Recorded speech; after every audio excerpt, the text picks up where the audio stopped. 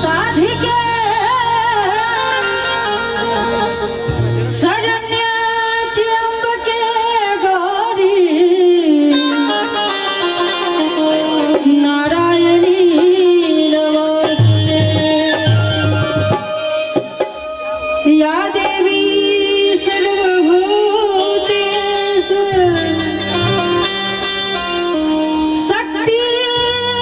शक्तिरूपेण संस्थिता। नमस्तस्यै नमस्तस्यै नमस्तस्यै नमो नमः।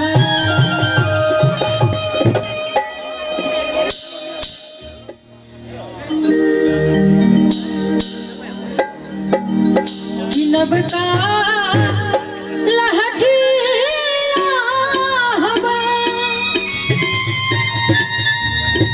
करब सिंगार है जग जननी मैया।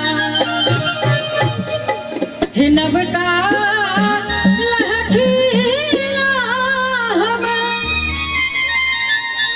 करब सिंगार है जग जननी मैया। जगमग करती आग दरबार है जग जननी मैया। जगमग करती आग दरबार है जग जननी मैया।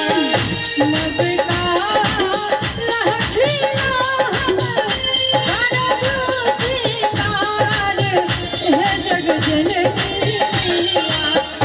नबका लहठी लाहबा करब सिंगार है जग जननी मैया।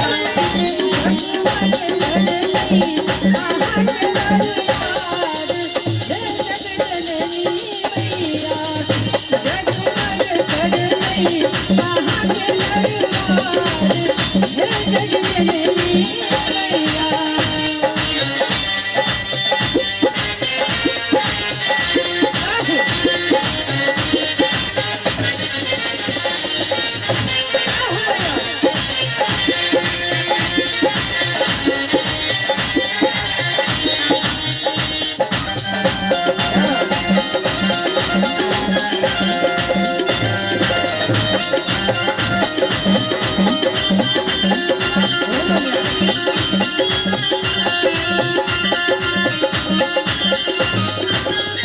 लाल रंग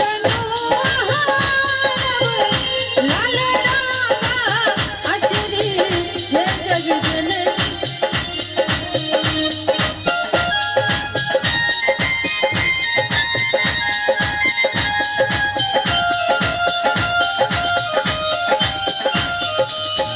लाल रंग लाल रामा अचरी है जग जननी मैया। लाल ढोलक आनब हार है जग जननी मैया। लाल ढोलक आनब हार है जग जननी मैया।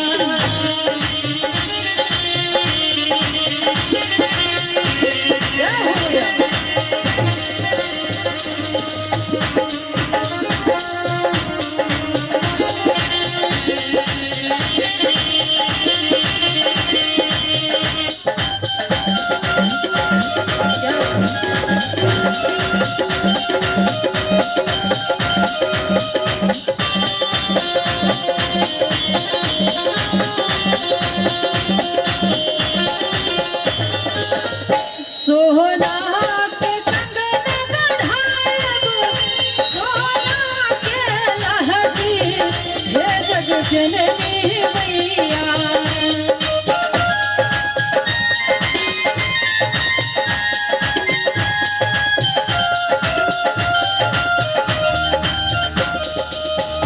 सोना के कंगन गढ़ायब सोना के लहठी है जग जननी मैया।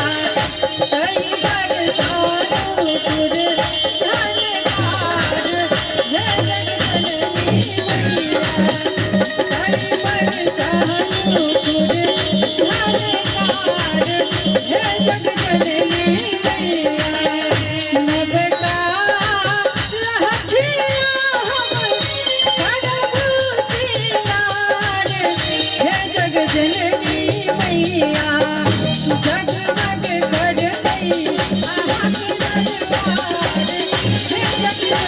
मैया जगमग करती आहा के दरबार जगमग करती मैया जगमग करती आहा के दरबार जगमग करती मैया जगमग करती आहा के दरबार जगमग करती मैया।